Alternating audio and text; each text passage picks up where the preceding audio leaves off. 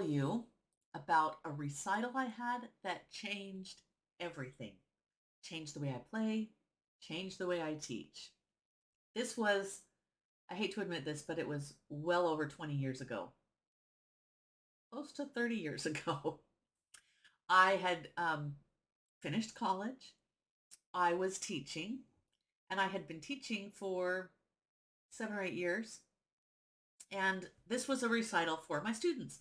Well, I like to perform at the end of the recitals for my students. So, this particular recital, I remember the stage I was on, I remember the recital hall, and I'm playing this piece. Now, I had performed a lot. I'd performed at the university, I'd performed in doing like promo recitals around town, I'd done been competitions, so I was an experienced performer at that point. And I'm playing this piece, and for some reason, things clicked. Like, I understood that piece very well. I understood the chords. I didn't just think of the muscle memory. I mean, I wasn't just letting my hands go and trying to not think about it. I've performed like that before. But I knew that this was a C minor chord and then a G minor chord and then it arpeggiated up here. I mean, I just understood the structure of the piece really well at this point. But that wasn't all. I'd performed this piece before. For some reason, this time, everything clicked. And I was able to really feel it. Like, I don't know, it was so beautiful and so emotional. And I was able to put in my own interpretation and where I got louder and softer.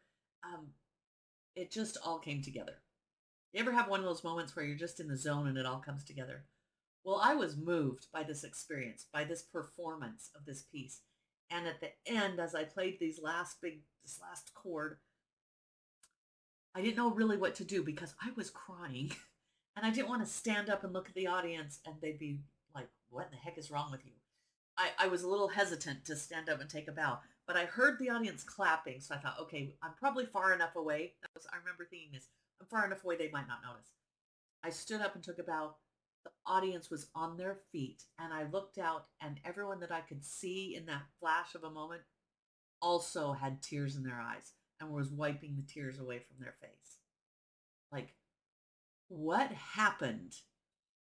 I've performed a lot of times. I've performed that piece a lot of times. What happened? I wanted to figure out what happened, how I actually communicated. We had a thing. Okay, I communicated the feelings that I was feeling and what I had in this piece to the audience. I know they felt the same thing I did. I wanted to be able to do that more predictably. Like, I don't want it to just happen randomly once in a while. I wanted to know what happened, and I wanted to create that for my students so that they could make that happen. Well, I've been studying that and researching that for 20 years. And I have finally got all the pieces together and I want to share that with you. Music is like a language because what happened on that stage was I communicated. That's what language does. We communicate our thoughts and our feelings with other people and they understand. That's when true communication happens. Well, there's different parts of the language. And a lot of when you take traditional lessons, we get little bits and pieces of that language. Some teachers don't even teach theory along with playing the piano. But that's a different aspect. Let me tell you the 5 aspects that are crucial to make that happen. You have to be able to read it. All right. You're at a big disadvantage. If you can speak a language, say you go to France and you've been listening to these tapes and you knew how to speak French and do these conversations of where's a restaurant and what time is it and things like that, but you couldn't read anything. You couldn't read traffic signs. You couldn't read, if you're in a hotel, you can't read anything, any instructions. So you're at a huge disadvantage if you can't read a language. So you need to be able to read it. You also need to be able to write it. That's when you really understand how to put your thoughts on paper. And in music, that's how to notate. Do the stems go up? Do they go down? How do you correctly write everything? Then speak it. In music, that's you playing your instrument. That's putting sound to your thoughts and what's on the paper. Okay, so you read it, write it, speak it. The fourth thing is there's a kind of an upper level of that. You need to understand it. Like I understood that piece that I was performing. I understood the chord structure and I understood what was coming next. And that's a level that not a lot of students get to. The last level is to be able to express it. That's like you've got your own ideas and you understand the language well enough that you can manipulate things a little bit and make it your own and express your own ideas and your own thoughts and feelings. Those are the things that all came together on that stage so long ago. And I have created what I call the music speak system. I'm a music speaker.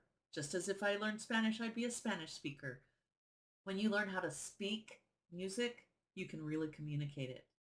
So if you didn't learn to read it, your music, write it, speak it, understand it, and express it, your music lessons may have failed you.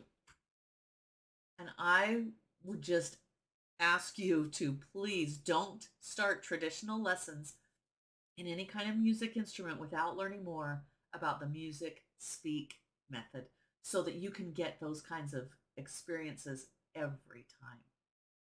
Hope to talk to you soon.